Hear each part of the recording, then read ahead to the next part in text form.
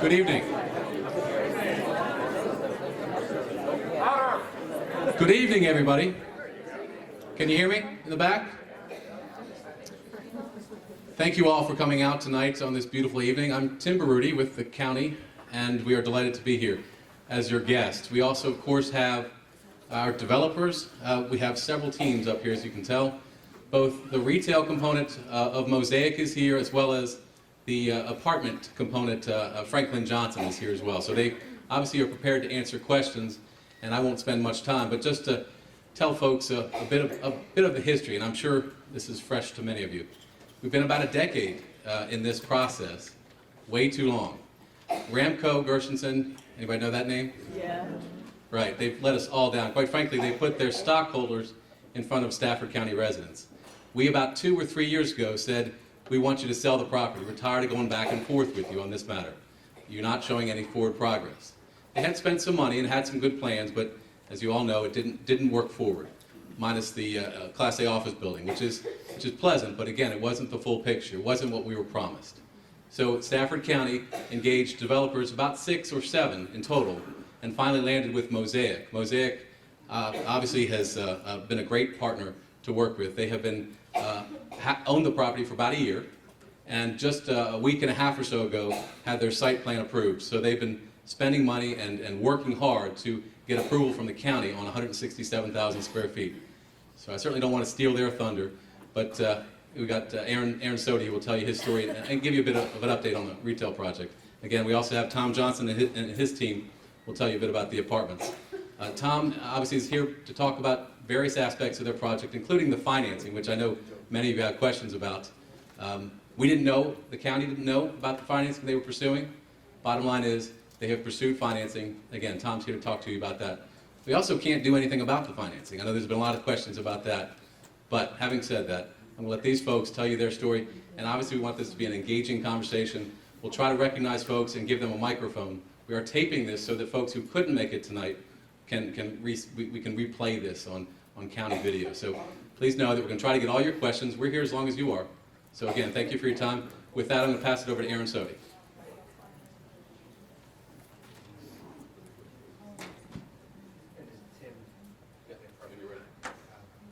So some of you may have met us. Can you? So hello, I'm Aaron Sodi from Mosaic Realty Partners. Some of you may have met us before at a ceremony we had back in the fall. As Tim said, we purchased the property from Ramco back in May. We spent speculatively, in the $6.5 million range.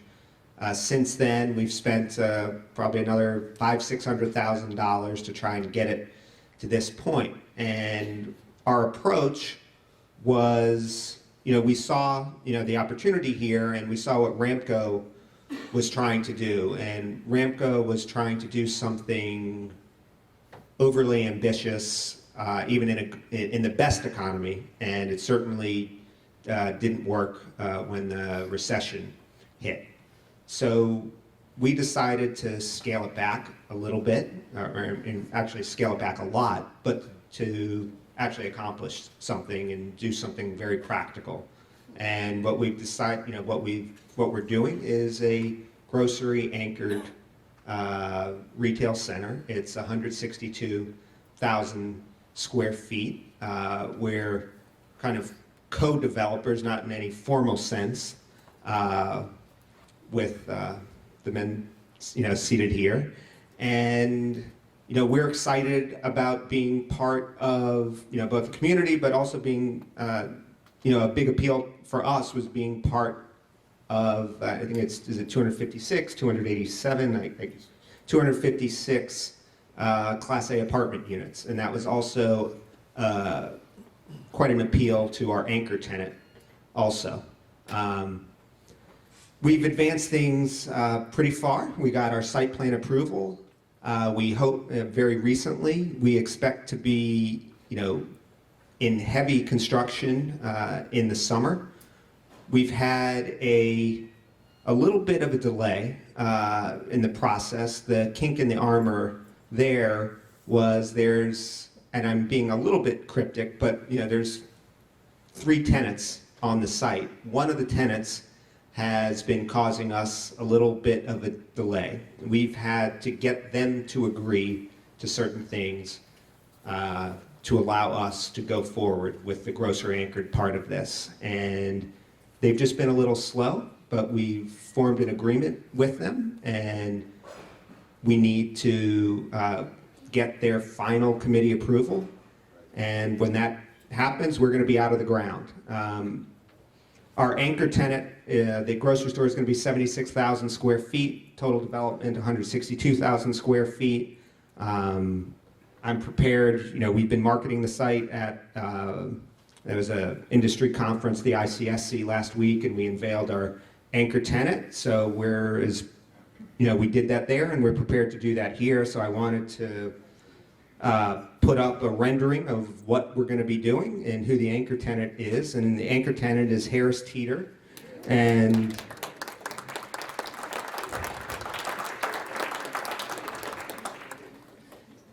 it's going to be a 76,000 square foot Harris Teeter, which is their largest prototype right now. And part of why when they have a large store like that, they have an abundance, they use that extra space for an abundance of kind of finished food products and, take home and eat in, that sort of stuff. And they're extremely excited about this location, and they've had to hang in there with us as we work through this issue with the tenant on site. But I think we've done all of that hard work. It's behind us, and we're just getting ready to get started. I hope you like what it looks like. We're excited about it. We've got, of the 162,000 square feet, including the Harris Teeter, about 100,000 square feet of it accounted for. And we're now, in terms of unveiling it, now is when we're really getting into marketing it for the rest of the tenants. And we're going to bring you, whatever we think the market will bear. The tenants will decide if they want to be here.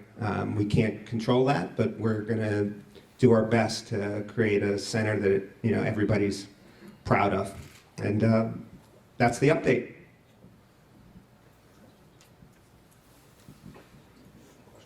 Sure.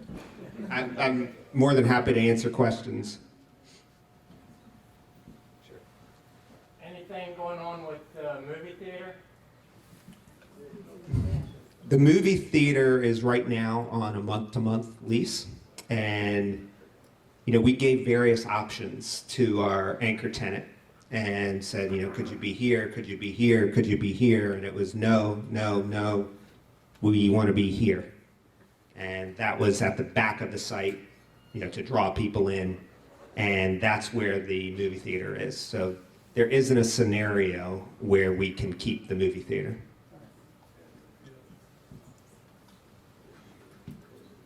Okay, you got 256 apartments, you've got the Harris Teeter.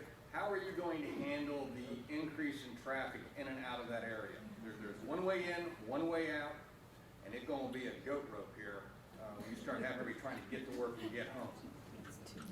So someone else can pipe in, because I think they know the plan on the roads, but there's going to be, I think the plan is 2 roads in, correct? Where?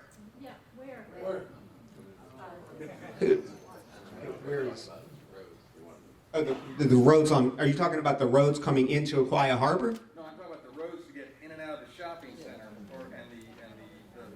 the residential area, because right now to leave the shopping center, you can only take a right to Aquia Harbor legally. So that's the, I'm not worried about Aquia Harbor. I'm worried about where are those people going to go to come in and out of that facility, the shopping and the residential.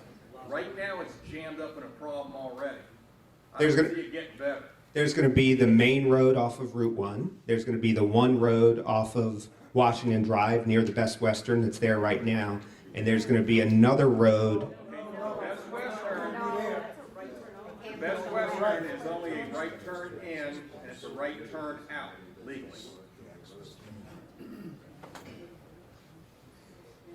Of course, the chief does go down there and sit there to make sure that's going left. Check chief. So really, We're going to have an additional entrance at the back. okay, there's one down there now that goes into the Mexican restaurant, that area. No, that's not what I'm speaking of. I'm speaking of off of Washington Drive. You're talking about a way in and out through Aquia Harbor? No. No. No. I think the traffic plan needs to work here, guys. Basically, my understanding is we're going to have two entrances to the town center off of Washington Drive. No.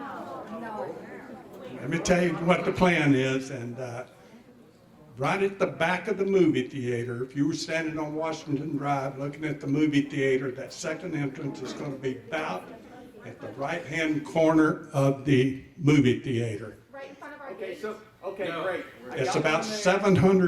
700 feet from the front gate. Okay, so I got one there, I got one down by the Best Western. Right in Who's front of supposed the to use gate.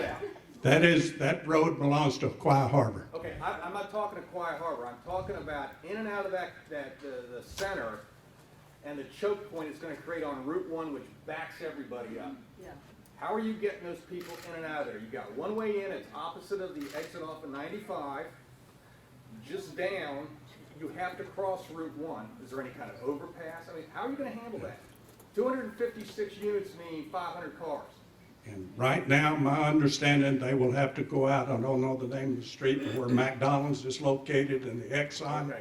So That's the goat way road they'll that get we have Route now 1. is getting worse. Bad plan, guys. Not complete. My understanding is the Washington Drive is going to be, and these are plans independent of our project, but I understand there's going to be a second lane coming out. Is that correct? You know, Or is it going in? you just said it's not your plan. Okay, county, how is it you let them build in there without having the traffic implications addressed? They never do. I don't work for the county. Let's try to look at the fellow behind you that said he does. Where's Milton?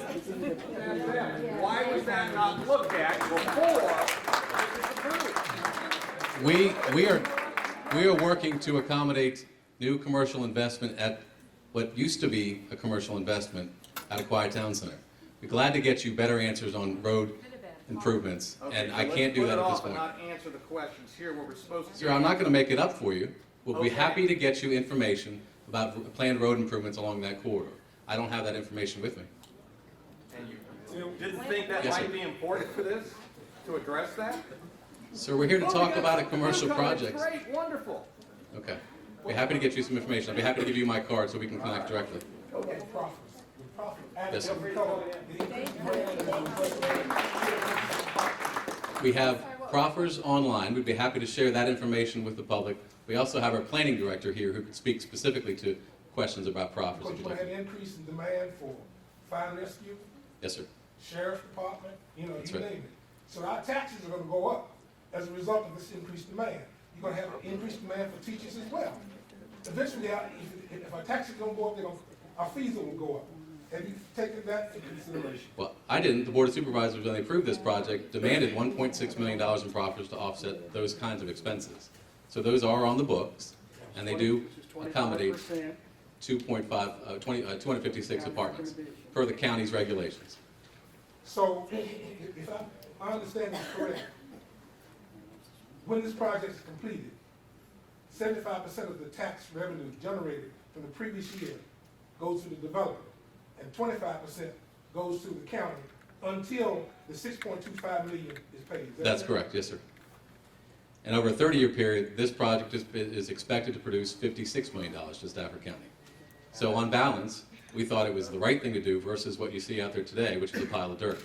Nobody was buying this piece of property. As you know, Mr. Woodson, these folks, Ramco Gershenson, again, took their stock holders before Stafford County residents. So this board got very proactive and directed me to find a solution. That's the best one we could come up with. Quite frankly, these folks wouldn't be here without that contribution. TIF tax increment financing is a scenario that's played out throughout the Commonwealth of Virginia. We studied it hard, and we brought together a proposal that we thought would make this project come to life. And what you're seeing is that as we speak. Go back to the obligations of the county regarding approving something with traffic in mind. And the fact is that we didn't all hear your answer to him. How is it you approve the project without the approval of our board to be able to say you could do this on traffic? Sir, I can't speak to Washington Avenue if that's what you're talking about. Yeah, in other words, I want to know what is the approved county traffic flow for that? Because you don't have approval right now for anything with Washington Drive. So what did you approve in order to build that? What is the traffic flow that you, the county, approved? Again, I would be happy to share that with you. I don't have it with me tonight. We have traffic impact statements that are done for every project, and I don't have that with me. Maybe the planning director could speak to that more appropriately. Meeting like this, without the key issues to be able to address, such as the traffic flow, such as the amount of children, such as the fact that before there was not to be any kind of subsidized housing and so on. That's what this meeting is about. There is no subsidized housing. We'll get to that in just a moment. Maybe Mr. Harvey can help you. Oh, come on, you can play all of the word games. $32,000 minimum, $70,000 max. You don't call that subsidized? We're gonna get to that in just a moment if we can address one issue at a time. All right, then let's stick with Yes, sir, I can speak to transportation. The site plan for the shopping center was reviewed by the Virginia Department of Transportation. As part of that site plan review process, the developer is required to submit a traffic study to be analyzed, which looks at all the access points to the public highway system, i.e. Route 1 in this area. They're going to maintain the current 3 entrances along Route 1 as they currently exist today. One is the signalized intersection, there's the access point near the Mexican restaurant, and the other one by the bank. Those will stay in place. As Mr. Baruti mentioned, they will keep the existing entrance on Washington Drive. There's a second entrance shown on the plan. There's correspondence. Who put that second entrance? Quiet Harbor didn't put that second entrance there, that's our property. Yes, and the developer's showing an entrance on their portion of their Who property. gave them that authority to show an entrance for you to approve on when they haven't come to us? You're Well- talking about our land, our property, not the county's.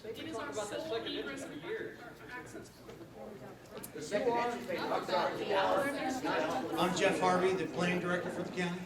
Okay, so you're planning director for the county, Jeff Harvey. Okay, just need to know who we were dealing with. Thanks.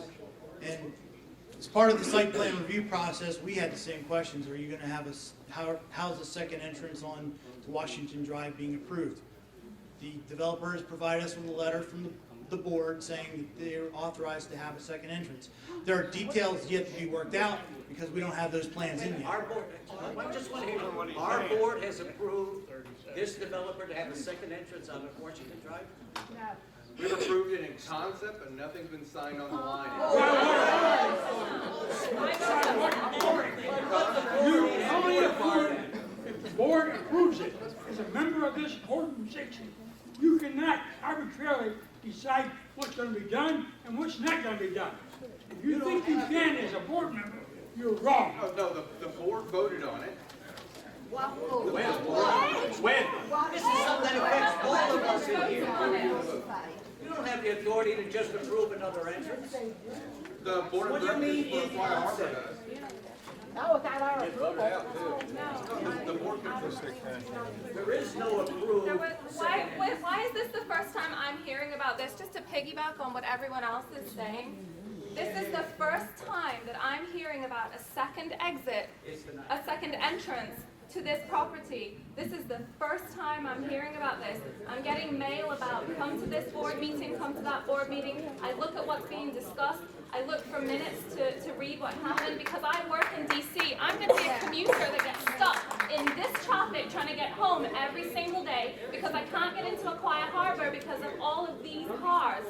So I would like to know, when did you put that literature out for all of us residents to actually be informed about what you're making decisions on my behalf? I have no idea what you're doing.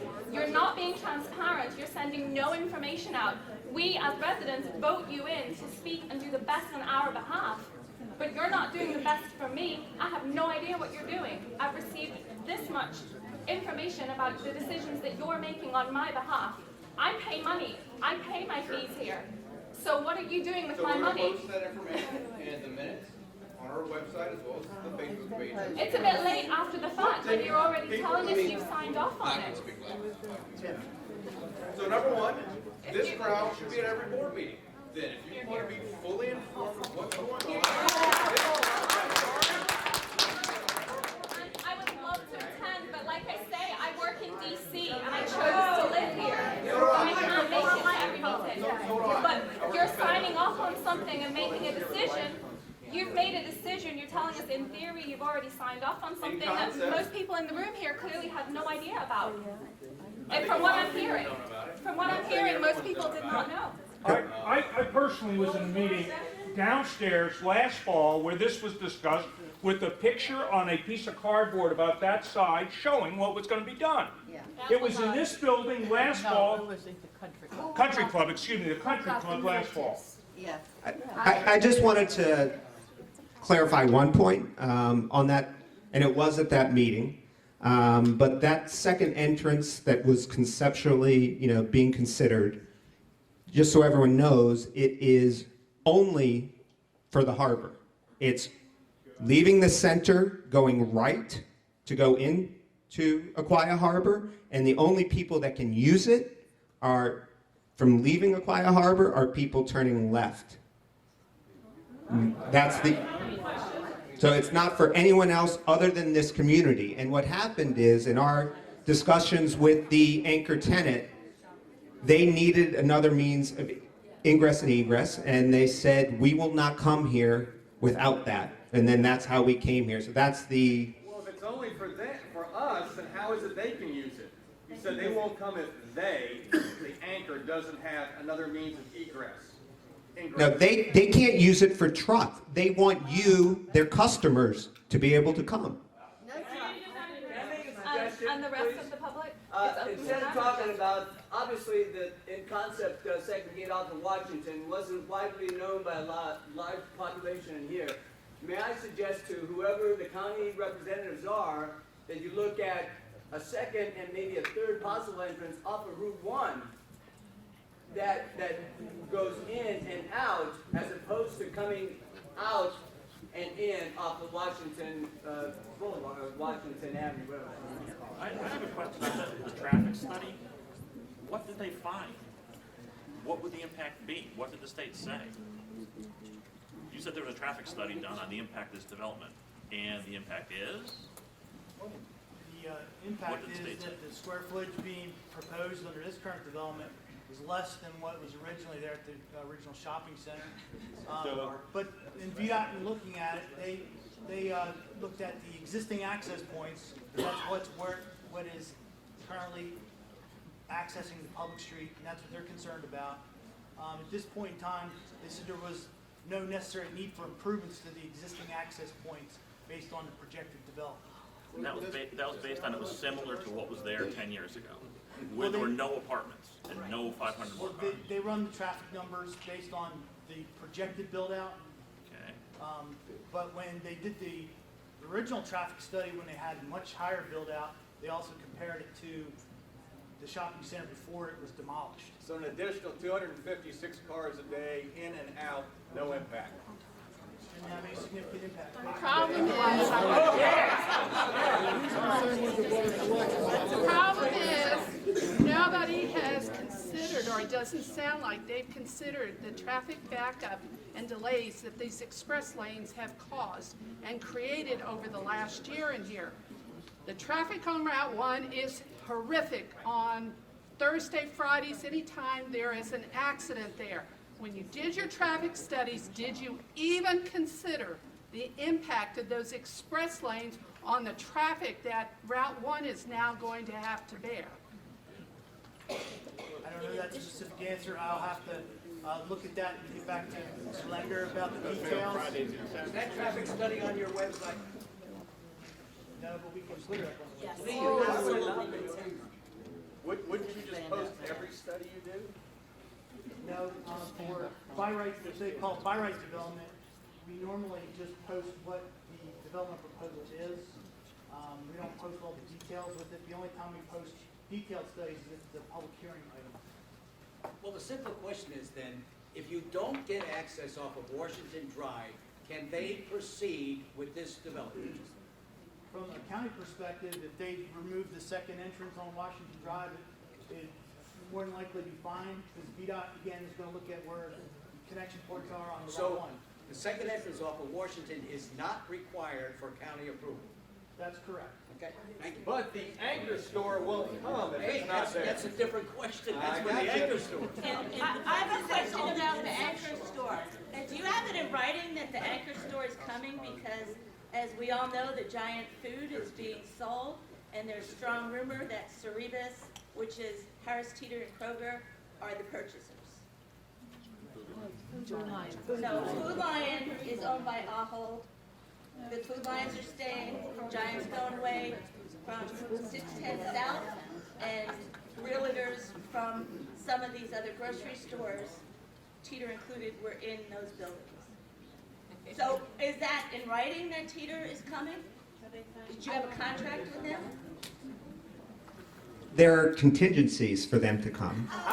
One of them is an entrance off of Washington Drive, as well as other contingencies. We want to take all your questions, but let's move on to the apartments and then come back to other questions if we could. I don't want to lose the opportunity to get Tom Johnson and his team in front of you, so let's do that. How dare you? With that, Tom?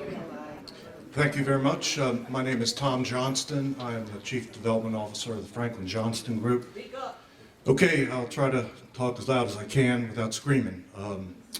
Thank you for allowing us to come and talk about our apartment community. We're 60 days away from opening the clubhouse and starting to take leases from prospective residents who wish to live there.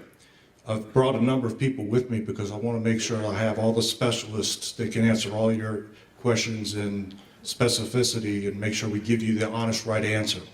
So I would like to ask them to introduce themselves to you.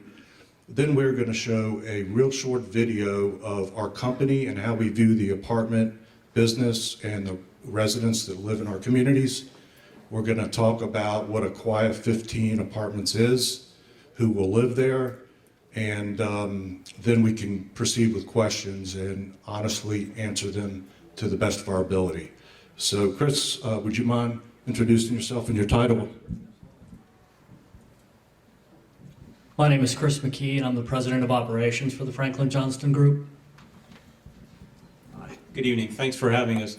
My name is R.J. Nutter. I'm an attorney with Troutman Sanders. We represent Franklin Johnston Group throughout most of their projects throughout the Southeast in the United States, and we're pleased to be here tonight and answer any questions you might have. Good evening. I'm Marie Peace, and I'm the Director of Compliance for the Franklin Johnston Group. Hello, my name is Myra Silvera, and I will be the Community Manager of Aquia 15 Apartments. Hi, my name's Kristen Fates. I tried to say hello to some of you as I was entering. If we don't get to all of your questions tonight, come find me and I'll provide my contact information to follow up with you afterwards. Charles, you want to start the video? It's Charles Mixon with our IT director of our company as well.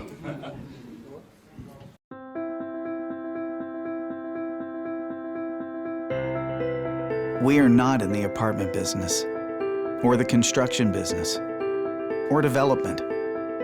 To us, ours in many ways isn't a business at all. Instead, we see it as a carefully orchestrated group of complex activities that allow people to build and enjoy a comfortable living environment, to start off in new directions, to bring new life to the world, to stop and smell the roses without having to tend the garden. To live. We provide the environment for people to find themselves, to find each other, and to feel at home. Our founders recognized their responsibility is more than just creating a building. Something much more. Our core values say it all: commitment, knowledge, teamwork, character, communications, and balance. Our standards are uncompromising. Our communities are innovative, and our management skills are respected throughout the industry. we began creating apartment homes that provided more than just a roof and walls. We saw the importance of excellence from the first moment an architect envisioned a structure. There's a sensitivity to human scale that permeates our design philosophy. And the apartment residences that we designed for the Franklin Johnson Group reflect that scale, that sensitivity to people's lives and lifestyles. Not just because that's a part of our design philosophy, but because it's an integral part of their company's culture too. You'd think that keen sensitivity to design would result in higher costs, but we found it only costs a little more to create something well done. People appreciate the finer things in their residences, like granite countertops, quality fixtures, built-ins, and trim. And while you'll be impressed with those finished details, you'll be even more impressed about what you don't see, like energy efficiency, quietness, and functionality. And the things we do to make our communities last, to require minimum maintenance, and to look as good 20 years from now as they do from the day we open the doors. We have always felt a keen sensibility to the environments in which our creations are made. And we cared long before the environment became the concern of the vast majority of mankind. And we saw the importance of the relationship between what we do and what the entire community does, and feels, and appreciates. The result of our efforts and the collaborative efforts of our co-creators is a group of communities that each have their own unique story, their own personality. Beautiful dwellings which allow interaction of neighbors on a level that creates a sense of community and belonging. Communities that offer amenities, allowing for relaxation and comfort in our residents' daily lives. Communities called home by more than 20,000 individuals and families. While our company's portfolio is quite large, we are very much a family business. We have families ourselves, so we try to think of our own living space when we design them for others. We ask professionals to join our team who have the same perspective on life and who can relate to those who call our communities home. Interestingly, there is actually a very business side to our efforts that goes unseen by our residents. At this time, more than 100 organizations and individuals believe so strongly in what we do that they not only collaborate, but also help provide the necessary capital to bring our collective vision together. We develop all of our communities from the ground up. We analyze the market, select the sites, determine the architectural themes, and basically craft a deal that works for everyone.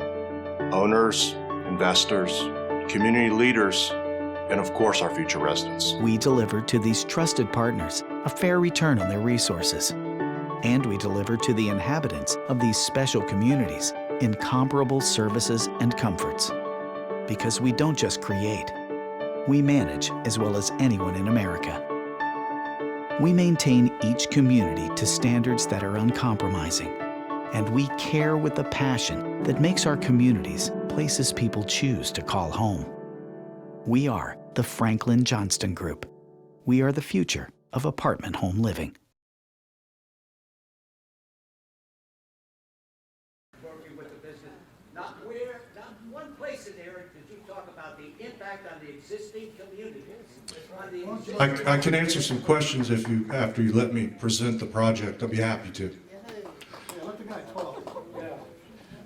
Thank you.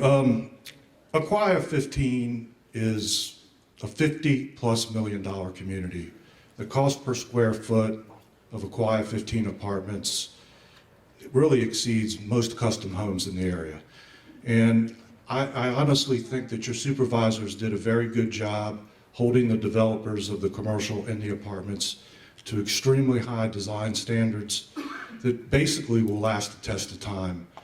I'll just read off a few amenities that our community has.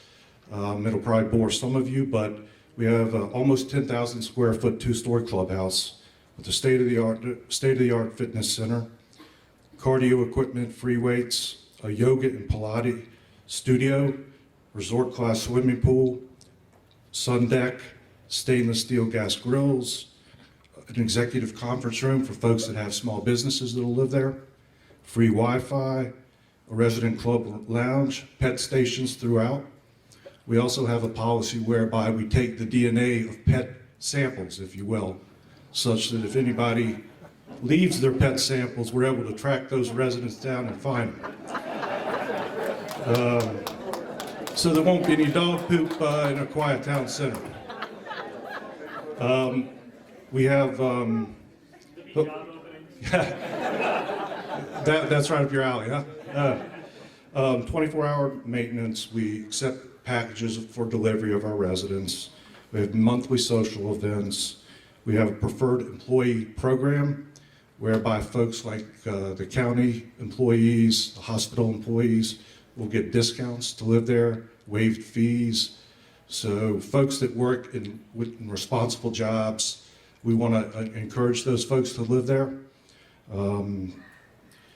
The apartments, they're fully equipped designer kitchens with stainless steel appliances, hardwood cabinets, granite countertops, hardwood floors, modern lighting package, private balconies, oversized walk-in closets, full-size washer and dryers, pre-wired for high-speed internet, energy efficiency called Earthcraft. So the project really is, we think, the best apartment community ever built in Stafford. And a lot of the reasons for that is that it was required by the design requirements. So we're really excited about it. We financed it through the sale of tax-exempt bonds, and that was really done to protect the interest rate risk that we would incur during construction, because that loan type locks the interest rate when we start construction rather than when we complete construction. And that's really a developer risk management tool that we use.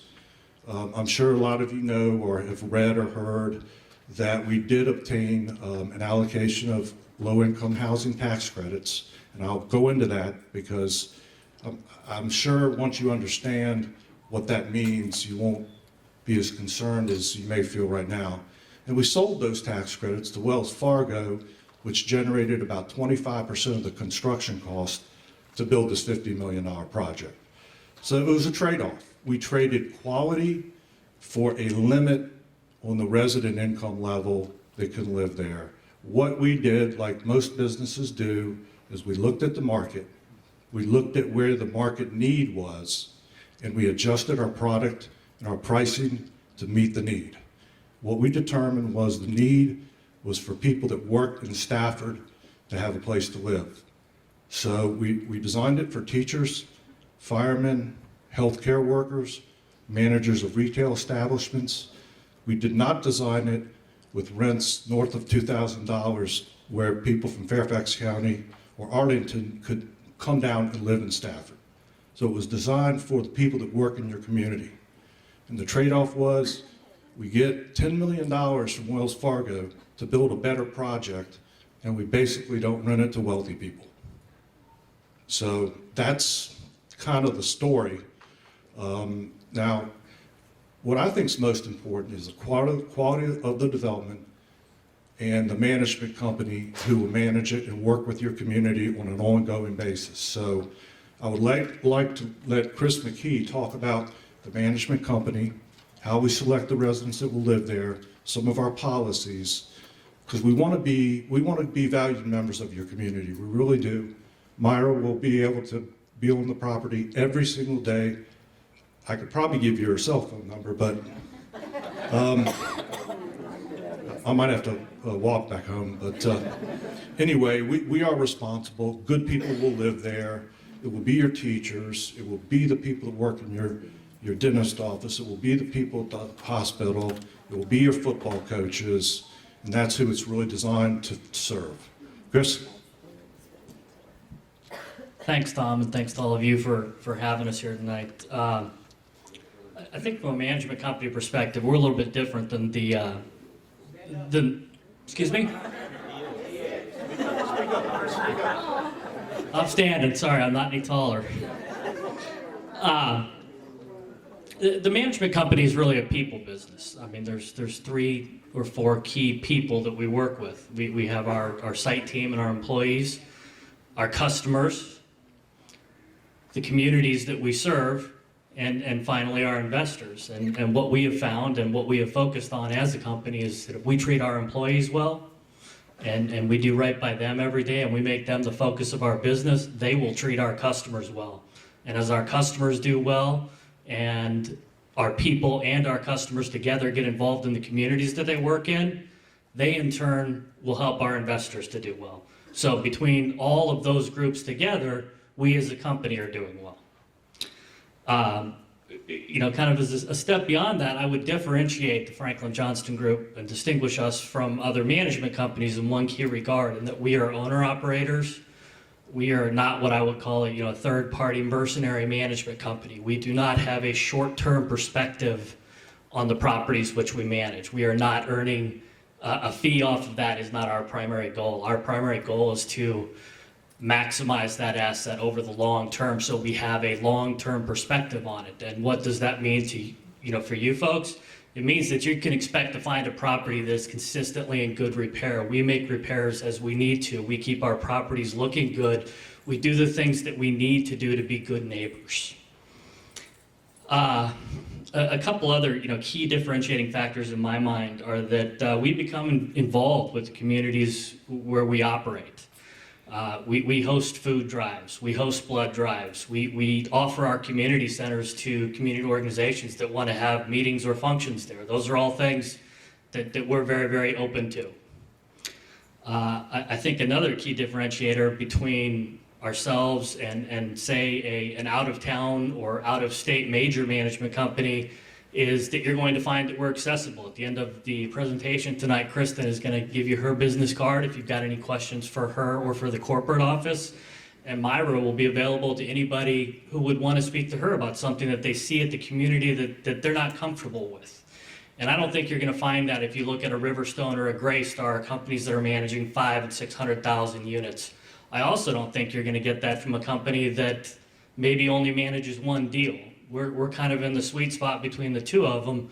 We own that deal. We're concerned about that deal. We're concerned about the community that deal is in. I think next on my list is that as a professional management company, we have certain standards which we have to adhere to. And one of those is in terms of identifying the creditworthiness and character of the residents who will be living with us. We use a company called TransUnion, which I think and hope most of you are probably aware of. They're one of the major credit bureaus. So whenever anybody comes in to apply with us, they have to go through a credit check, which will rank them or score them, if you will, somewhere between 350 and 850. And in order to live in our communities, typically, you've got to have a score of 600 or higher when that pops out on the other side in order to be deemed credit worthy. Now, if a person clears the credit check, they're also going to go through an extensive criminal background check. And I got to tell you, I speak a lot or have across the country as it relates to single family. There's no credit or criminal going into most of those houses. If you can afford to buy it, you can buy it. If you want to move into one of our apartments, you've got to be deemed creditworthy and you've got to pass a criminal background check. And that criminal background check is going to check everything that they can possibly get to, including the sex registry and any of the other registries that are out there. So by the time that they're done going through both of those and that they've checked the evictions or anything else like that may pop up, we have pretty good residents coming to live with us. And we actually take the extra step of calling rental references to make sure that we're not getting residents that are going to skip or require eviction again on our watch. I think finally, one of the things that I would really, again, that I think is big, and Tom touched on it, but as I've gone through our communities, our typical residents are your teachers and your public servants, the folks that are working in state, city, or municipal governments. So again, we've got a dynamic mix of people that I think add and enrich the communities in which, that they live in. Finally, I would just, highlight that the income profile of the folks that we're working with and that we're inviting to come live with us is anywhere from $31,470 to $76,000 approximately. So we're providing housing that is affordable for the types of jobs that I just mentioned a second ago. And finally, I think it's important to quickly talk about the fact that the rent profile that we have is anywhere from about $1,150 up to just north of $1,570, which again is not cheap by Northern Virginia standards, but by the very same token, it is affordable enough that the sorts of jobs that we just talked about can afford to come live with us, and they can afford to live in a nice place. So, I think from a management company perspective, what I really wanted to hit on were those key points that I think as a professional management company, we can be a very, very effective and productive partner to work with you all and to make Aquia Harbor a great place to live and work. Question for you. You know, in the Yes, letter sir. in the letter we got that announced this, it talked about the salary range of 33 to 70, and then it said after that first year, there was no salary requirement. Yeah, What was that about? it's tremendous. Just to give you a little background, back in 1986, when Congress went through tax reform, Congress said, Section 8 public housing isn't working. The only people can live there are people that don't have jobs. And then when they go out and better themselves and get a job, they're kicked out because they have income. It's not going to work. It's perpetuating poverty. We need to design a middle-class program whereby when people initially qualify, they can go back, they can get their master's degree, they can get promoted, they can go to medical school and they won't be asked to leave. So that's what this is all about. We have people that live in our communities that earn over $100,000, and why would they want to leave? They're getting a Cadillac product for a Chevrolet price, and it's helping people. So that's what that's about. Yes, ma'am. Flip side of that, 32,000 being the minimum means you can have two workers making $15,000 each. Well, the qualification, yes, go ahead, I'm sorry. You can answer. After that, say one of those people loses their job after a year. It says here that they're not going to, I brought the letter with me just to verify what you said is true. After that, no one's going to check up to see if anyone has that income. So now you're back in the same level of, oh, okay, well maybe they can make the rent and not. And now they have a lease. So it's very well and good for all the people that are making more money afterwards, and they're not going to be checked upon. But what about the people that are making less and then can't afford to live there? I'll comment to that, and then I'll ask Chris McKee to give you the real answer. But we are very much like a mortgage company, whereby to qualify for a mortgage, you have to earn a certain amount to obtain that mortgage and buy a home. So we are very similar to that. We just want to make sure that people earn enough money to afford the rent in the apartment they're going to live in. Of course, things happen. People lose their jobs. A lot of people lost their houses, in your community probably, during the recession. We work with them. We try to help them. If they can't afford the rent, we give them a little time to find a place to move, maybe in with their family or whatever. But unfortunately, bad things happen to good people, and it happens. Can I ask a question? With the income that has to go into the home, is it per person or is that's the total amount for the unit? Household income, I'm sorry. Well, our apartments are, I'm sorry, let me just explain. Yes. I have for years have been saying that it's a shame that our teachers in this county have nowhere to live. We get tons of single adults who come here from Pennsylvania, New York to find jobs, and they're working in our schools during the day and waiting tables at night. And I think it stinks. They have bachelor's degrees, some of them have master's degrees, and they need a place to live. If our teachers were living in these homes, I think that's fabulous. But if you have two teachers, their income then could potentially be more than what is allowed. So I was just curious, is that a household income? Is it a per person income? I could really relate to that. Okay. I have a cousin who works I grew up in Loudoun County. I have a cousin who was a teacher. She has a daughter, and she has a master's degree, and she lives in her parents' basement. She's 33 years old. So I can relate to that, and that's who we're trying to help. Those people deserve a nice place to live without having roommates at some point in their lives, right?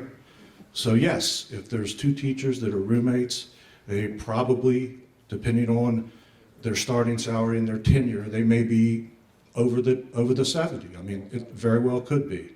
There's no question about that. But this is really for non-roommates, if you will, that are trying to get ahead, trying to better themselves. Maybe they have a baby on the way. That's who this is for. So I don't know if you've researched the figures, but a firefighter, for example, starts at almost 40. So if it's a husband and wife team or roommates, they will never be there because they're over your limit already. is that, you know, we all know from experience what happens. When you can't keep your apartment, what do? You ask another family to move in. What's your policy with that? How will you monitor that? You know, we have 7 apartment communities in Northern Virginia that I believe close to 3,000, 2,500 units. Financed like this, we had 2 vacancies out of 2,500 apartments. Cadillac product, Chevrolet rent, tremendous need. It will lease up faster than you can imagine, and we will probably maintain a waiting list 200 or 300 people to. What's the maximum occupancy for each unit? And how are you going 2 to people per monitor- bedroom is our policy. So, and how many beds, so some are 1 bedroom, some are 2, and how are you monitoring how many people are actually physically living in the apartment? I think that's the question we're asking.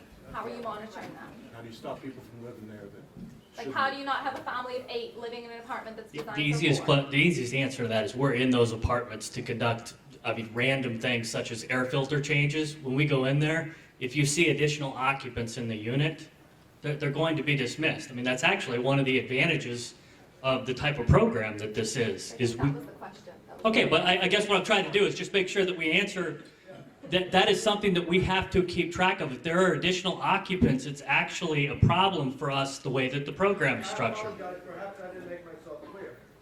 After a year, what's to stop them from moving a second and third, which we know happen all around here, family in? So there's 14 people living there. Do you have a written policy where you will evict them after the first year if they're more than the amount supposed to be?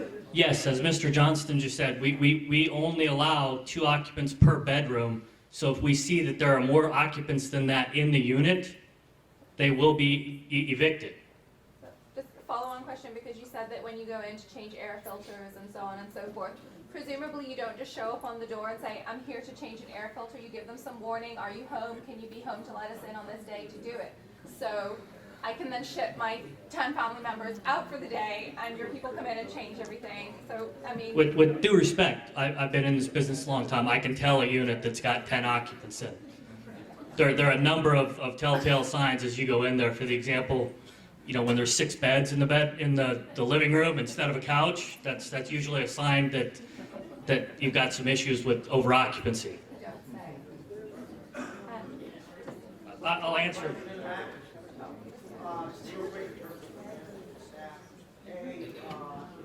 Security-wise, is there security staff on site, and B, vehicles that are parked in your parking facility, will they have stickers authorizing them to park there, things like that from the management side? Answer, yes. Yes to both. How many parking spaces are allowed per unit, or in total? More than what's required by the county. And are they going to be parking garage plus open space? No, all surface parking spaces.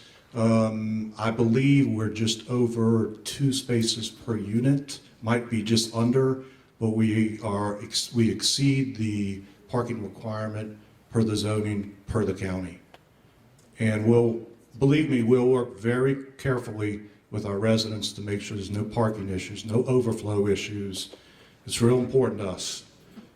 I have a question. Yes, ma'am. I watched your video. It looks like a lovely place to raise a family.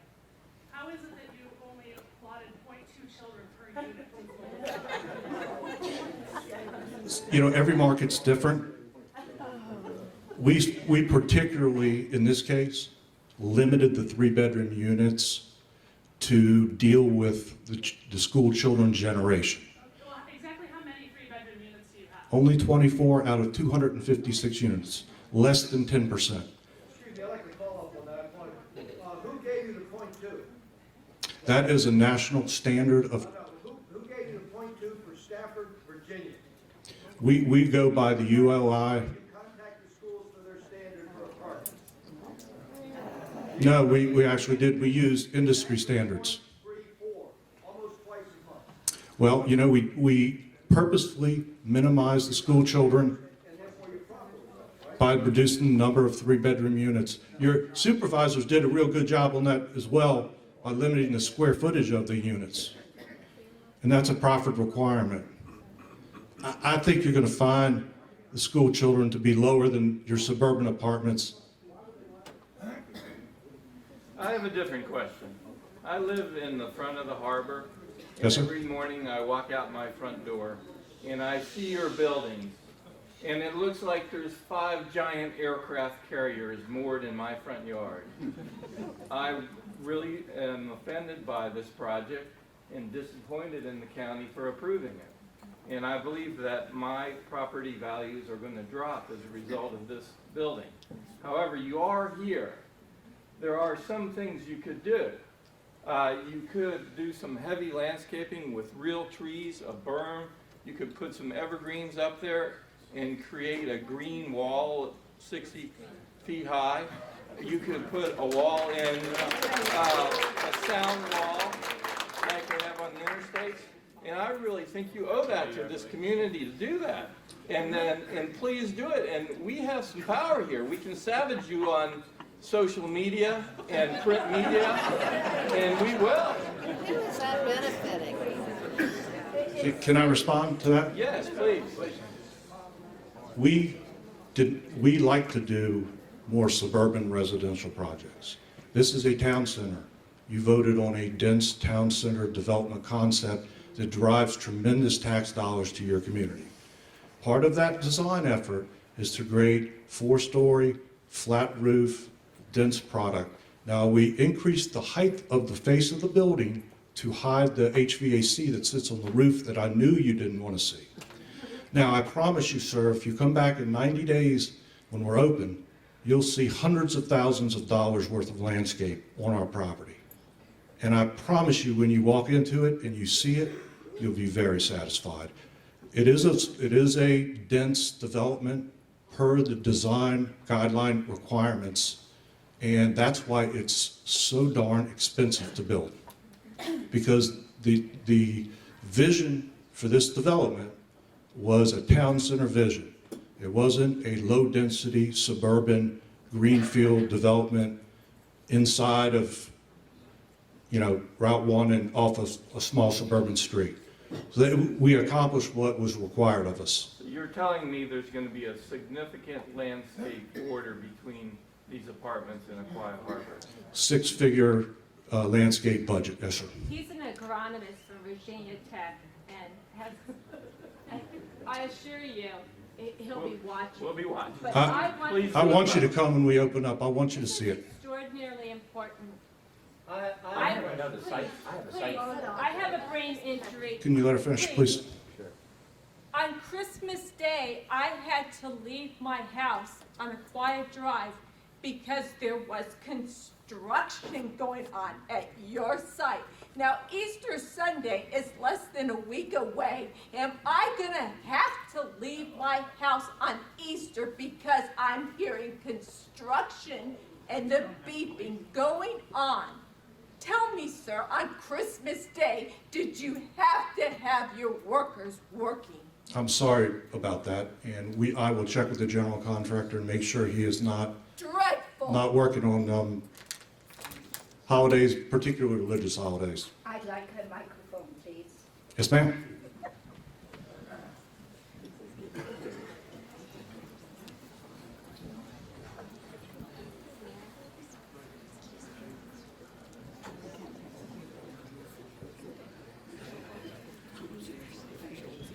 I'd like to agree with this young lady who's just gotten up here who has a brain injury.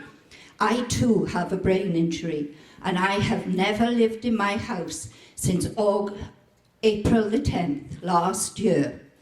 And there is a terrible, terrible mess there.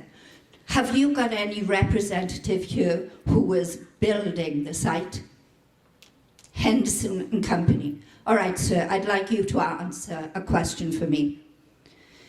You were making a noise starting on April the 10th last year, and it is still going on occasion.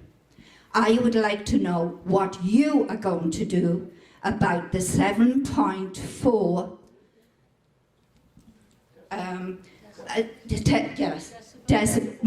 decibels. I too, like I say, I too have a brain operation. And I think there's something to do with this. Okay. Okay, hold on. There was this, it's the same level as a 7.4 earthquake level. And it was going on from April the 10th last year, right through Christmas. And I think that we need to have some satisfaction that you are going to help us relocate, because if you come back and see the mess that is back there, this lady is on a choir that is backing up to a huge tank, septic tank, and if you go up there and walk on top of it, you can see the air holes that are being forced up there. Is it air that's coming up, or is it methane? And what's going to happen when a heavy rain comes and that side goes sliding down and covers those 24 houses that are on the bottom of a choir leading to Columbus Cove? That's one of my my things that I want to say about. The other, well, the other thing is that you were shattering the earth when you were building this, Henderson and Company. I have called Bitco, who represents you. They will not return my calls. They will not return my attorney's calls. So I have no other way of getting to them other than bringing a suit against them. And yes. Do you want to make a, yeah, did you want to back me up? Sure. Okay, all right. Definitely. I'd like it back then, please, because I'm finished with these guys. Thanks. First, I want to just say thank you guys for being here tonight. You know, I'm small business. I have a business down the street that I've owned for several years, and even though it's small business, not big business like you guys, I understand that there are complaints and gripes, and sometimes people just don't see the picture. They don't know the cost and all the hard work that goes in behind the scenes to bring the project. That being said, I was one of the people on Friends of Aquia Harbor that was like, what's going on? What's going to be brought here? I was really annoyed and really upset with the apartments. Paul Mildy knows I was. Sorry, Paul, but I was. But upon further investigation and hearing you guys tonight, I do think there's some really great stuff that's coming to us. And at the end of the day, yes, we may have traffic concerns, we may have noise concerns. I live on Aquia Drive right behind the buildings too.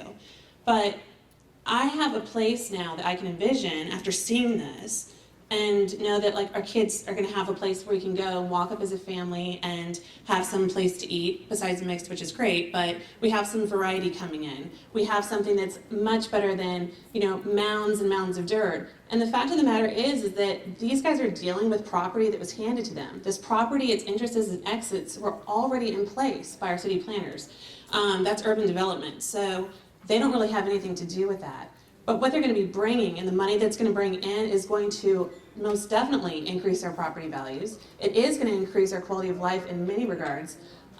Is it perfect? No, I'm sure it's not. But as far as the quality of tenants, it sounds to me, especially with who you're getting in there, I mean, how many of you guys know teachers and police officers and firefighters? They're pretty animal people. They're going to police each other. If they have a family of 10 living across the hall from them, you know they're going to be reporting to the lady over here in the yellow. So I don't think we need to worry about what's going on in their apartments. Let's worry about what's going on in our neighborhood and our homes. So my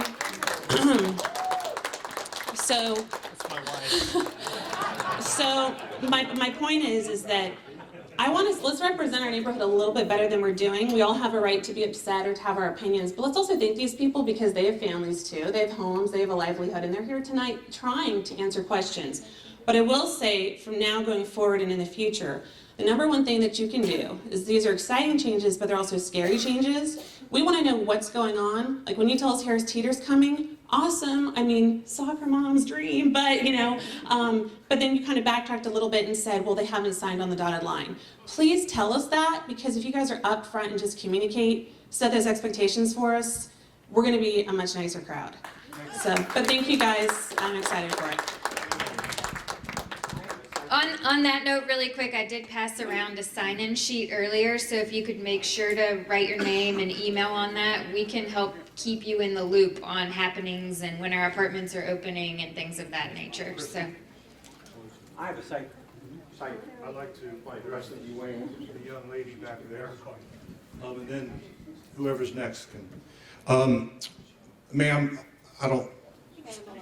Oh, there she is right there. Okay. I'm sorry about the noise. Our workers do work long, hard hours, and we could either build it slowly over multiple years by working less hours a day, or we can build it as fast as we can and get done with this noise and get good quality people and be non-nuisance to you.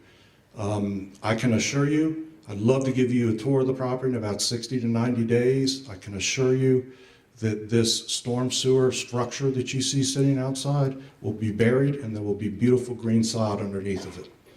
We still will be under construction and through August, but then we'll be done.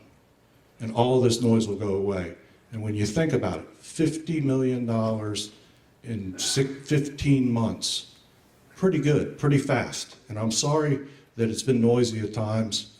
All of the hard equipment type of work has been done. All the site work's done. No more bulldozers. You'll hear air guns nailing things, and that's about it. But construction, it's noisy. And we did the best we could, and if you'll just continue to let us know when you have problems and issues, all we can do is try to respond the best way we can. And I promise we'll do that. Yes, sir. I have a side question, and Jeff might be the person to answer this. My wife and I have lived here for over 40 years, and we have been concerned about entering from Route 1, coming into Quiet Harbor. The fence and screening there has been just often a nightmare, falling apart, patched together, gone with everything else. Could you tell us what type of screening or something that will be there and the quality that may have so that sort of shields people, particularly when fall is there and the vegetation's gone, from the backs of all these buildings that you see with their electrical hookups in the back and whatever? I think you're speaking about the out parcels, the retail out parcels in particular, or is it the apartment buildings? It's the out parcels. Okay. Coming in at Quiet Harbor. I'll let Aaron address that. On the right-hand side, that on Washington Drive, that fence there is Yeah. sort of been a joke. It runs all the way from the town center down Washington. All the way and to the gate. behind, it goes down a quiet Yep. drive. Right. Well, I will say this and then let Aaron discuss that with you. He is the developer of the commercial. We entered into a complicated agreement called a reciprocal easement agreement that says that we will share in the cost to maintain the streetscape in the town center drive coming in and try to make that as aesthetically pleasing as possible. You have to understand, Aaron hasn't got his approvals to build his shopping center yet. So really the construction needs to be taking place before the beautification. Otherwise the equipment destroys what you just beautified. So it's coming, I promise you. Can you tell us what it's going to look like? I had a safety issue. Gosh, please. You want to answer? Tom answered it actually quite well. We're not under construction yet. As soon as we're under construction, we'll be taking care of that fence. I don't know offhand our design of what kind of fence will be there, but it'll be, commensurate with, the center of this type and attractiveness. But we're not. The state of that land right now is exactly as it's been for the past 8-9 years. You know better than I. And we're not touching it until we get started in the summer.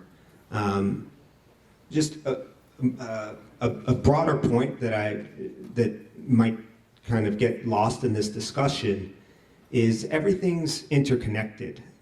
We were able to, and I think the county government was very forward-thinking in understanding this, but we were able to get I think a lot of people are interested in having a new retail center there. We were able to get a hold of that land because Ramco was willing to sell it at a price that could allow us to do something that was viable. The reason we could get that at a price that was viable had very much to do with their being able to sell the apartment land to get them a price to allow us to buy the retail. So we wouldn't be in a position to do our project without their project. It's all interconnected, and hopefully there'll be a payoff that's worthwhile for everyone, but they're very much interrelated. Question? So you already have your permitting done, or you haven't started anything at all in order to do your planning for what you're doing for your We have, we went through a process since May, and it's called site plan approval, where we went through the county and described and put kind of engineering drawings together about what we were going to do, and we got that approved. And our plan, we're in a position to be able to pull permits.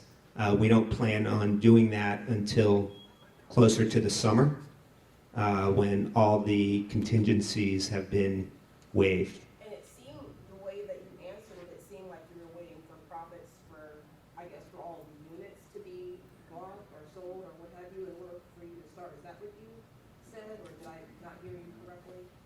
No, I'm from Mosaic Realty Partners. We're the developer of the shopping center portion, and the rest of the people at the table here are the developers for the apartment units. We're waiting to pull our permits and start construction until we have worked a finished dotting the I's and crossing the T's on an agreement with one of the tenants there. We're not particularly concerned about getting there, but that process is probably going to take another 45 days to go through it. It took us about a year and 5 months to get them to agree, but we have that agreement. It's just one of the, out of all. You know all the rest of it. Over here, this lady. Lady in the back. I have a question about the rental. $1,150 a month. A person earning, or a household earning $3,200.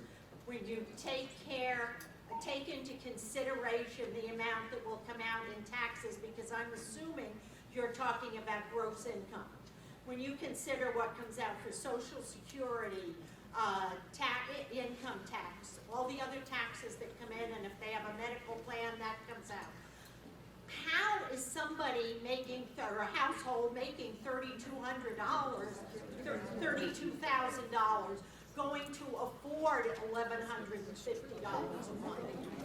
We are very much like a mortgage company. We do not want anybody to spend more than 1/3 of their income in housing. That includes utilities, maintenance, taxes. When they pay their rent, they get all that. So basically our threshold is if you have good credit, if you have no criminal history, if you have good residence, if you have a good job, and you can afford to pay up to 1/3 of your income in rent, we'll let you sign the lease.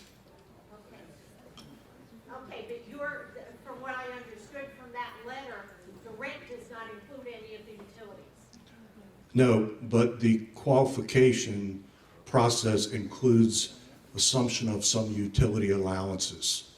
So we're including the utilities when we check whether or not they earn enough to really afford it. And when you think about it, it'd be ridiculous for us to allow people to live there that couldn't afford it, because then they wouldn't pay the rent. We'd have to evict them. The unit would sit vacant with no income. So we only want people to live there that really can afford to live there. And we've been managing apartments for, in some cases, my senior partner, 40 years. And so he understands that business.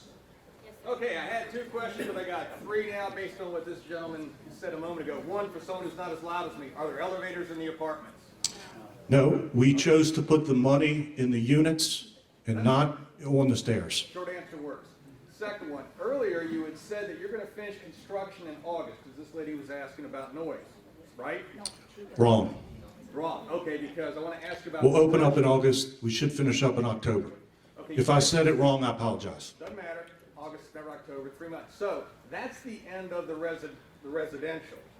When does the commercial start and when does it end? We expect it to start in the summer. We expect it to end, I mean, it'll be phased in terms of what portions deliver the, You can give me the end date, that's all. Keep projecting. I think the projected end date would be fourth quarter of 2017. Okay, so the noise issue you asked about doesn't end this summer, it's next summer. Okay, compliance lady, what are you compliance of? That's a good question. I am the Director of Compliance for the apartment communities that have this type of financing. So I oversee all of our communities within the Franklin Johnston Group that have this type of financing. So the type of financing we're talking about is To make- government finance. To make sure that they rent What to the right percent- households What and percent of the 256 apartments are 8A set aside designated? say that again? What percent of the 256 apartments are 8A set aside? I'm not sure I understand the question. Section 8. Oh, no, none of them. None of them? No, no, this has nothing to do with Section 8. Zero. Yeah, no, we don't, right. Okay. It does have something to do with low-income housing. This is called the Low Income Housing Tax Credit Program. It's kind of unfortunate that that's the name of the program, because the truth of the matter is, this program is designed to meet people at the median income level, not at the low income level and not at the high income level. It's designed for people at the median income level. Middle class. Yes, well, it's designed to meet people at the 60% of the median income. The federal website is incorrect because they Well- say it's geared toward low income. And that's the name of the program, it is. The very low end of housing programs, like Tom Johnston mentioned earlier, that was the Section 8 program that was around many, many, many years ago. The affordable housing program, which is what we're operating in now, that is designed more for people at the median income level. The difference is, with the very low income levels, like Section 8, there was no minimum income requirement. With this program, we are allowed to set a minimum income requirement, which is what makes this program a little different than your Section 8 programs. So we will be renting to people at that median income level. I have a question along those same lines. Why is it, and then Mr. Moody, I'm curious about your answer, that the county didn't consent or know about this low-income financing that was being done? And why wasn't that part of the contract or any kind of financing brought up as part of this initial deal, whatever you want to call it? And I think it's really kind of sad to hear from the county that they didn't know and didn't consent, and that you all actually went to them about Section 8 housing and were denied. So how did that come about? Okay, well, first of all, we have nothing to do with Section 8, nothing to do with HUD. There is no rent subsidy. And you moved forward with something apparently behind the scenes the county claims they didn't know about. How was that done and why? I'll be happy to answer a question. It's really simple. Local government really can't control who people rent or sell their house to and for how much. That's a by right of a homeowner. We can't tell you who to sell your house to. The government can't, and how much to sell it for. It's not appropriate for them to do that. It's not appropriate for them to tell a business who to. You used for your 1,100 to 8, or to now it said 1,800 in here, now you're saying 1,550. But it's because of this financing that was essentially what Stafford County said is why the rent starts at $1,100, which is only $100 more than the cheap apartments right behind Ryan Road, and that's not a place you want to drive at night. We based our target market on where the need was. It wasn't financially feasible to develop apartments that cost $50 million and import people from outside the area that can pay $2,500 a month in rent. We did 3 market studies. It would have never happened. So we were able to, again, trade quality for a limit on not housing wealthy people. And it was a good deal. What about the young professionals that are working for Task and Booz Allen and Northrop Grumman in that large building right across from your apartments that are probably making just slightly over your high end, so they can't live in the apartments right next to this, the young business professionals that you're trying to get in there? They Yep. can't live there? A developer named H.H. Hunt is developing 288 apartments just down Route 1. They beat us to the punch. And then you have a town center project that's planning 450 apartments in that $2,000 rent range. So with that type of competition and a real thin market for the number of people that can pay over $2,000 a month in rent, we decided to serve the need. Across the street from where they work? Well, to be honest with you, Mr. Sodi will tell you that most of the people that are working Harris Teeter will have income limits, including the managers, the butcher shop, the retail managers. So, Don't have the road yet. yeah, they don't have the road yet. For that road, I want to know, are you going to still start development without Harris Teeter? Well, I mean, that's another question, but we designed our project for those folks that needed it the most, and I guarantee you we'll be more successful or as successful as any other apartment developer because of it. And as Mr. McKee told you, there'll be good, responsible people that live there. We can't do everything. We're a business, and we have to make sure that we market our project to where there's a market. And there's no way we're going to be able to get $50 million from lenders. They know there's not a market for it too. It just wouldn't have been financially feasible. So we did the best thing that we thought was possible, produce the highest quality development and serve the greatest need. And it could be your children, it could be your parents, it's probably going to be your teachers, your healthcare workers, the people that work and manage Harris Teeter. We can't serve everybody, there's limitations, but the trade-off we think is very appropriate, very good. Our management company will do a real good job, I promise you. And if we don't, we're going to let you tell us about it and we'll correct it. Well, the low end, I noticed that it said that it's estimated to be $1,100. Is it $1,100 or is it estimated to be $1,100? Well, when we're renting up, we're going to get as much as we can. No, what is your bottom line? The market will dictate if we have to charge less than that. The low end of your 700 something square foot, one bedroom apartment. We fully expect to get $1,100 for a one bedroom. If they start to lease slower, we'll have to adjust it. Excuse me? What are you marketing and advertising it as? $1,150. $1,152, $1,150. To draw a deal if someone comes in and says, oh, I can pay $900? Well, you know, the thing about it is, when you're trying to sell your house, you try to get as much as you can, right? We're going to try to get as much as we're trying to make money.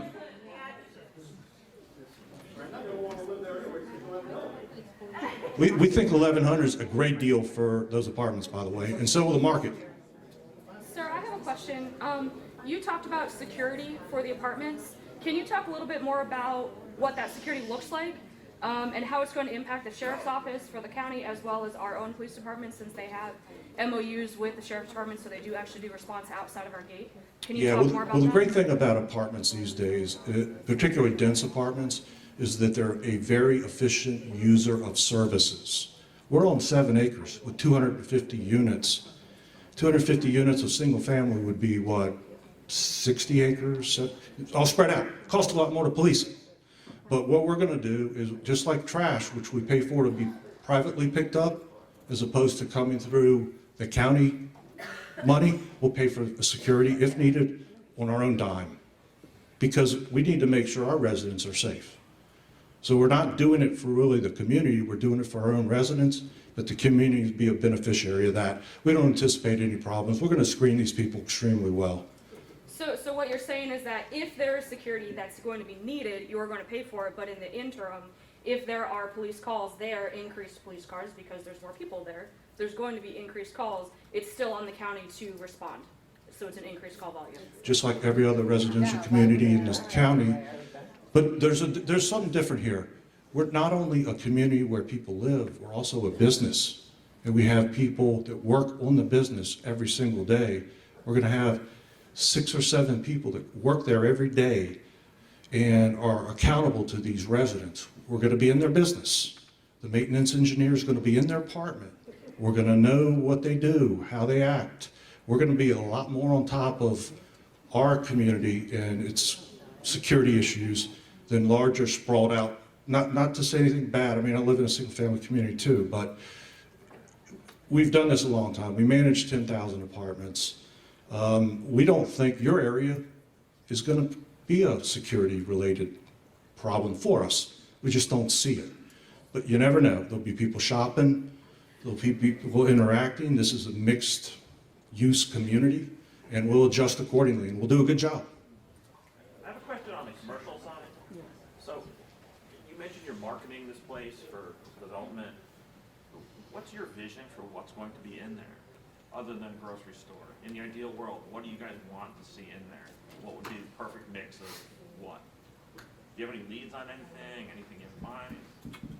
I mean, I don't have a complete answer. I mean, we see a mix of neighborhood retail. There'll be fast casual restaurants. There'll be, it might be a sit-down restaurant. There'll be a dentist. There'll be a hair salon. Whatever, we're going to get the best mix that complements each other. There'll be I imagine, like a ice cream place, a dessert place, just a complete mix. But the market will dictate. We can't will it. But, fortunately, there's strong demand in Stafford, and there's exceptionally strong demand from inline tenants of these type to be part of a Harris Teeter anchored project. That's why we're building what we're building. We could, if we didn't see the demand, instead of building an additional 60,000 square feet on top of the Harris Teeter, we'd build another 15,000. I have a question for our supervisors before they slip out the door.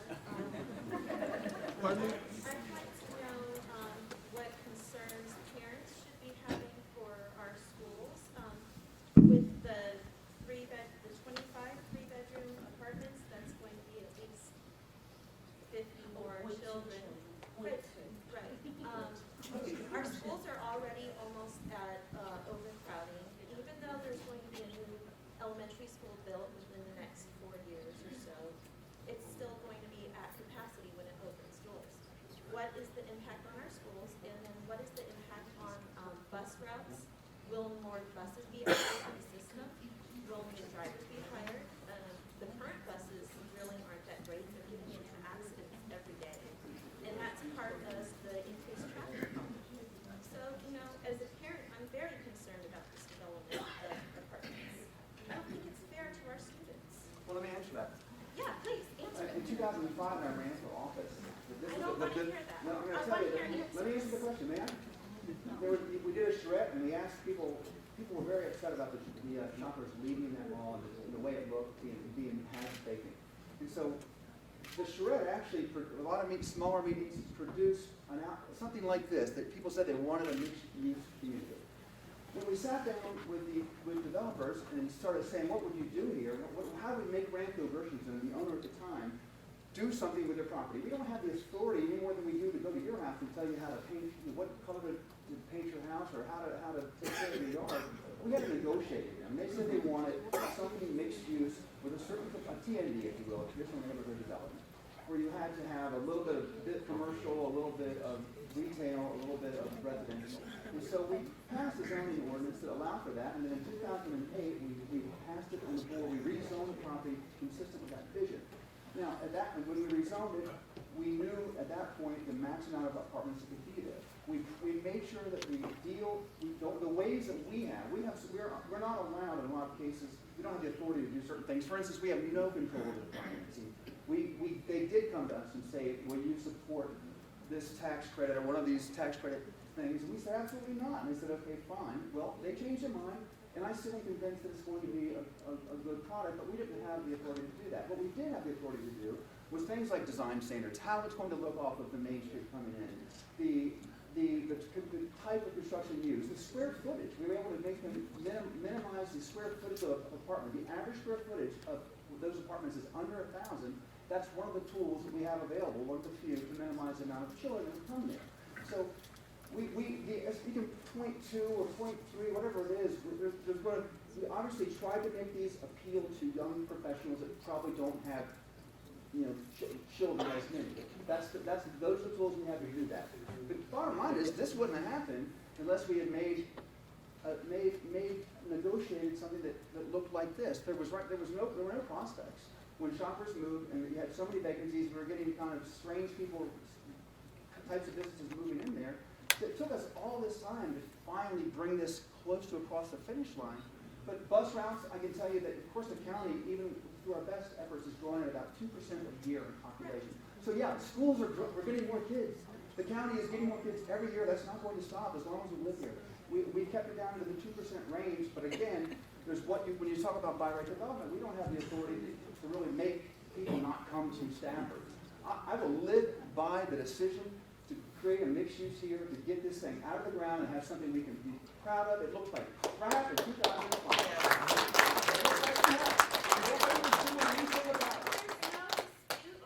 However, I feel like you have not answered my question. 50 kids will fill one elementary school bus. So that's at least one extra bus. You don't know if it's going to be No, Jack. No, they need to know the history of how we got this thing. No, I don't, because you weren't on the board. I know you were. I was on the board, that's right. Let me, all respect, sir, I've lived here for several years. I understand what it's looked like before. I understand, I've read and researched quite a few county papers. So I understand the history of all of the Ramco, Gershwin, and now this current deal. I understand it. Just because I'm young doesn't mean I don't understand it. But I have concerns about the students in this county who are shortchanged.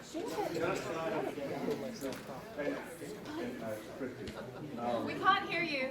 It's possibly, I'll watch. hit the mic. Yeah, absolutely. All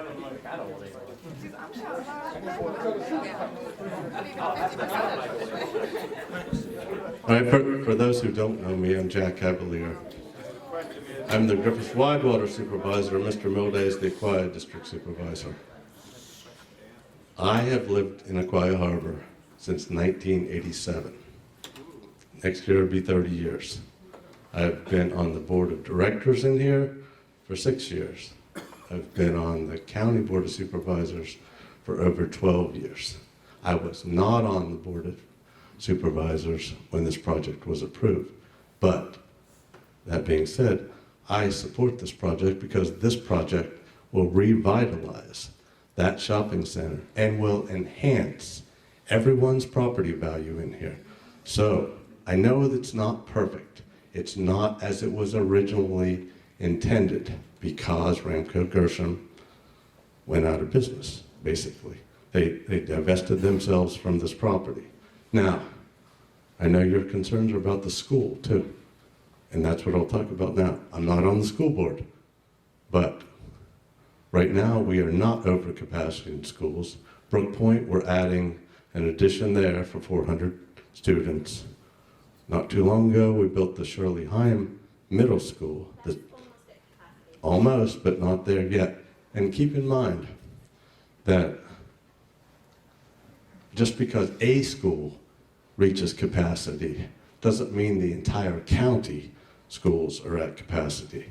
That is what triggers redistricting, a thing that people don't like, but is a necessary thing in order to spread the children out equally amongst all the schools and have proper teacher to student ratios and things like that. We are also building a new Ann Moncure Elementary School, which will be finished in 2 years. So that is an increased capacity also from the current, I don't know what it is, 700 or so, to 950 students. So I don't think this apartment building is going to blow the top off all our school capacity for the county.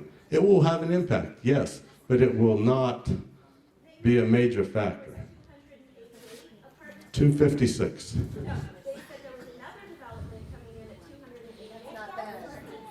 We're only talking about Aquia Town Center today, ma'am.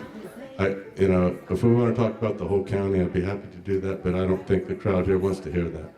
So, but just keep in mind, Mr. Milday and I are looking out for your best interests.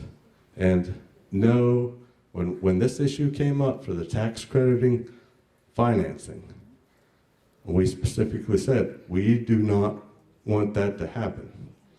And this group up here was there. They sat in the meeting with me, it's a little over a year ago, and they're willing to admit, they said no at the time. Their position changed. But the county government doesn't have any authority over that. Just like we can't discriminate with housing. You know, we do have federal fair housing acts that if you do something like that, you're going to get put in prison. The board of directors in here has no authority over that. They'll get in trouble too. So you have to be reasonable. You know, it's just something that is not in our control as to what financing is used for these type of projects. Question on the Fair Housing Act, maybe for the attorney. The criminal background check, are you legally allowed to deny someone housing based on a criminal record? Yes. Yes or no? I just don't know. Yes, sir. Thank you very much. Yes, we are allowed to check criminal. No, I didn't want to check. I said deny. Yes, this is private property. We're still subject to the Federal Housing Act. However, we're able to make decisions about who lives there and under what conditions they stay. So yes, sir. Yes, you can deny them if they have a criminal record. Yes, sir. Will you deny them if they have a criminal record? Is that your default policy? We have routinely denied people. We have people who apply because they see a sign and think that they might be able to qualify. They see this beautiful new building, and they may see a sign out front that says VHDA housing credits, and they'll try to apply to that facility, and they won't meet the requirements. We have that every day at their other facilities. So yes, sir.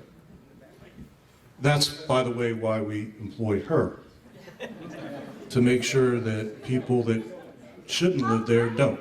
I have a question regarding the universal design units that have been set aside. For anybody who's not quite familiar, it says that at least 10% of the apartment units must be built with ADA compliant features, which I think is wonderful. Yes, ma'am. Roughly that would be about 25 units, I believe. That's correct. Two questions. Would these units cost more? And number two, are they actually set aside for ADA people? I have visions of a 20-year-old who doesn't want to climb 4 flights of stairs asking for one of those units on the ground floor. Yeah, you can answer that, Marie. Yes, those units are set aside for people, they are ADA units. We will rent them to people that do not have disabilities. However, we try very hard to market those units specifically to people that need that type of unit.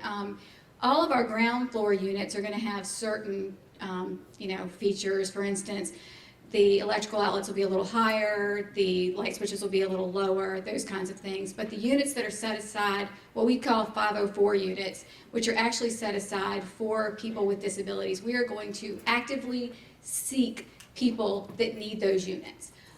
If we cannot find those people for those units, then yes, we will move someone else in. However, should we have someone come in after the fact that needs it, we will do everything in our power to hopefully take the person that's in that unit right now and maybe move them to a different unit in the same building so that we can free up a unit for someone. So we will work very hard with the community to fill those units with people that need them. Is the rent the same? The rent is exactly the same. There will be no changes.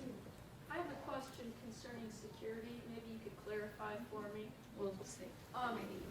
I understand that there's not going to be elevators. When people, who will have access to the building? How will they gain access? Good question. As you know, the town center design requirements require the buildings to set up on the street like you would find in small towns or cities, as opposed to be set back off of Town Center Drive. That is part of urbanism and part of what the design vision was for this mixed-use community. So, we're very close to the retail. So on those buildings that front those streets that are proximate to the retail and the traffic and all of that, we have created a storefront glass locked door to the building that is going to be controlled by a key fob that only residents will have. Now, once you get through the community and to the parking in the rear, which is also great because you guys will never have to look at parking or cars. Our development's aligned with buildings. Some people might find them not attractive. We think they're great. But in any event, 90% of the people coming into the buildings will come from the rear of the building into the building. And I don't know if you have checked your lighting ordinance within your county, but it is as significant as any I've ever seen in my life. So we'll be lit up like a Christmas tree to the detriment of our bedroom windows, but security will be fantastic. I have a question about your traffic study that was done. You said that you had contributed money towards it, but that was back in 2012. Now we have the hot lanes and all of that fun stuff that's here now. What are you doing with traffic changes or contributing to it? How is that now affecting us based on the new traffic pattern we have? It's really a question for Mr. Harvey, but there are certain development milestones within the residential and commercial in terms of square footage of completion that trigger certain amount of money to be spent on off-site improvements like reprogramming the traffic light, providing lanes. And it was all negotiated as part of the proffers when the property was rezoned in 2008. And by the way, your supervisors did a very, very good job protecting you. I know you don't see these improvements and you don't see the money, but the money is there and the improvements are required. I'd like to ask a question. You said you're starting soon. The question is, are you proceeding regardless of getting that access to our road, Washington? That's what I want to ask. Wait. I am very happy that we had the opportunity of having Harris Teeter come into our community. I love them. I've used them in 2 different cities. They're great. My problem is I need to see what the second road on Washington, where exactly would it be located? How big of an entry would it be? And I am thrilled to find out that there will be no trucks on Washington Drive to destroy our asphalt. I'd also think that there might, depending on where that second one is located, it may not be as bad as some people think, since we're not going to have trucks on that highway, and it's going to be for our use only. How can that be bad? Thank you. So just to add to that, that entranceway would be, as I mentioned before, it's for cars only, a right turn into Aquia Harbor for the residents, and only a left turn in from Aquia Harbor, and there would be 2 lanes out of Aquia Harbor and 2 lanes in. So someone taking a left turn from Aquia Harbor couldn't interfere and back people up leaving.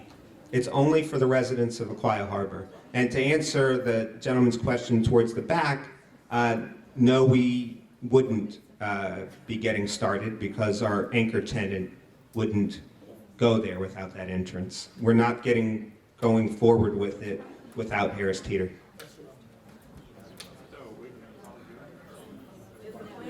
I would just like to say thank you. Thank you for being here and thank you for coming to develop this, because right now we have a pile of dirt, and so we're getting these apartment buildings, and I think they look beautiful. They really do. And to be quite honest, we have sex offenders here in Aquia Harbor. We have criminals in Aquia Harbor. So we don't need to be so concerned about what's going on there, because you have it all right here. So instead of berating these poor people that are trying to make the town center look beautiful, I give you a round of applause, and I thank you for finally doing that.